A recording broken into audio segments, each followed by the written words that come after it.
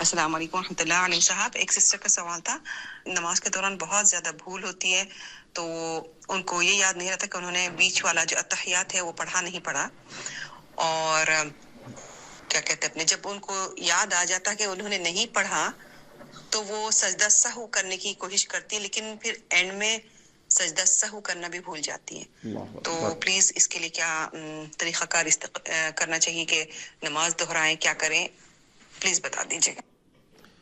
السلام علیکم ورحمۃ اللہ وبرکاتہ. سوال یہ ہے کہ کسی کو نماز میں اتنی بھول آ جاتی ہے, بھول جاتے ہیں, درمیان والا تشہد کرنا بھول جاتے ہیں, پھر تشہد کی بنیاد پہ 2 سجدہ سہو کرنے ہوتے ہیں تو بعض دفعہ وہ بھی بھول جاتے ہیں. سب سے پہلے تو ہمیں یاد رکھنا چاہیے کہ اللہ تعالیٰ نے قرآن مجید میں فرمایا ہے یا ایھا الذین آمنوا لا تقربوا الصلاۃ وانتم سکارى حتی تعلموا ما تقولون. اللہ تعالیٰ نے جو نماز میں منع فرمایا کہ شروع میں جب یہ حرمت نہیں آئی تھی شراب کی تو نماز تو تب بھی فرض تھی, شراب حرام ہونا بعد میں مدینہ میں ہوا تھا, تو اللہ نے فرمایا لوگوں نماز کے قریب نشے کی حالت میں نہ جاؤ. اس لیے وجہ سبب علت یہ ہے کہ حتی تعلموا ما تقولون, تمہیں پتہ ہونا چاہیے تم کیا بول رہے ہو. تو انسان نماز میں تبھی بھولتا ہے جب وہ نماز سے غافل ہوتا ہے. تو اس سے بچنے کا سب سے پہلے طریقہ یہ ہے کہ انسان کو پتہ ہو وہ بول کیا رہا ہے. سبحان اللہ کا معنی کیا ہے, الحمدللہ کا معنی کیا ہے, اللہ اکبر کا معنی کیا ہے.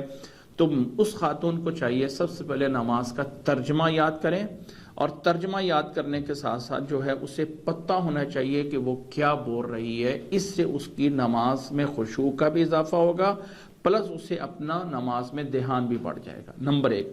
نمبر 2, اللہ کے نبی صلی اللہ علیہ وسلم سے ایک صحابی نے آ کے شکایت کی کہ اللہ کے نبی صلی اللہ علیہ وسلم مجھے نماز میں بہت زیادہ وسوسے آتے ہیں. تو آپ صلی اللہ علیہ وسلم نے فرمایا نماز میں جس جگہ پر وسوسے آتے ہیں وہاں پہ یہ دعا پڑھ لو, اعوذ باللہ السمیع العلیم, اعوذ باللہ السمیع العلیم من الشیطان الرجیم من ہمزہ ونفخہ ونفثہ. یہ والی جو ہے دعا پڑھو اور اپنے لیفٹ سائڈ پہ تھو تھو کر کے 3 دفعہ اس طرح کرتے رہو. وہ صحابی فرماتے ہیں کہ میں چند ٹائم تھوڑا سا عرصہ ایسے کرتا رہا تو جو میرے خیالات آتے تھے وہ جاتے رہے.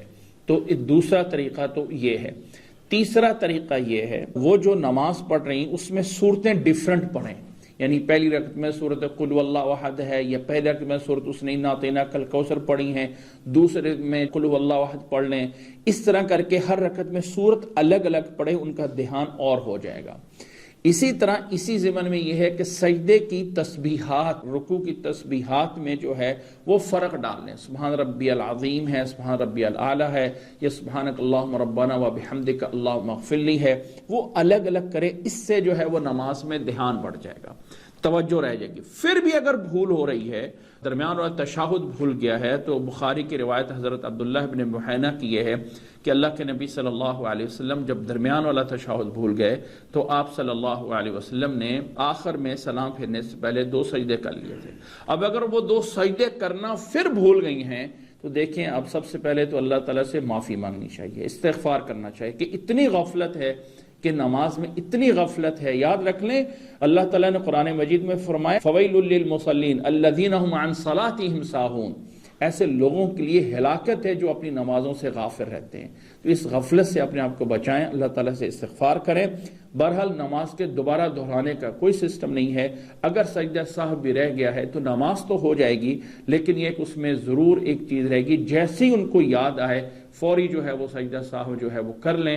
نماز کو دوبارہ دہرانے کا کوئی سسٹم نہیں ہوگا, دوبارہ دہرانا ایسا کرنا کچھ نہیں ہے. یہ ہے کہ اپنی ان چیزوں سے بچیں اور نماز میں توجہ کو زیادہ سے زیادہ جو ہے وہ بڑھائیں.